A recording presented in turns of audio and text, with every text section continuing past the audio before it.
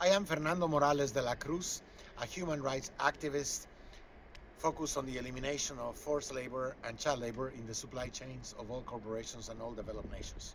I have been doing this since 9 years, and sadly, child labor has increased. And this is in spite of all the promises of the G7 nations and of the European Union to have zero tolerance to child labor in their trade.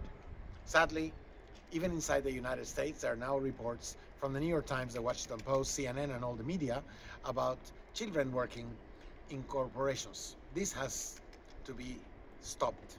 But the same is happening inside of Europe. There are more than 1 million children working in Europe and probably about 1 million children working in the United States. Unfortunately, there are tens of millions of children working in the supply chains of the United States, tens of millions of children working in the supply chains of the European Union, and of course, there are countries like Norway and Switzerland that also profit from the exploitation of tens of millions of children because they either invest in these corporations or are home to these corporations that employ children. In 2023, this should not be happening. The problem is so big that even the numbers of UNICEF and the ILO are false. They claim that there are 160 million children working all over the world. I say that there are more than 300 million children working, and now the universities of Zurich and Pennsylvania say that there are 375 million children working. This has to be stopped.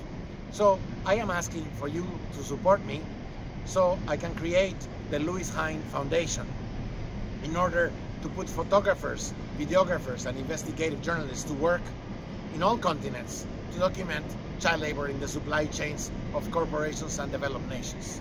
If we do that, we can create a scandal, which is the only way that we can actually stop the exploitation of children. Because now there are politicians in the United States, in Europe, and in many other countries, including Canada, trying to legalize child labor. This cannot continue like this. I hope you join me and support my efforts to eliminate child labor and protect the rights of all children. I thank you very much. From Cologne, Fernando Morales de la Cruz.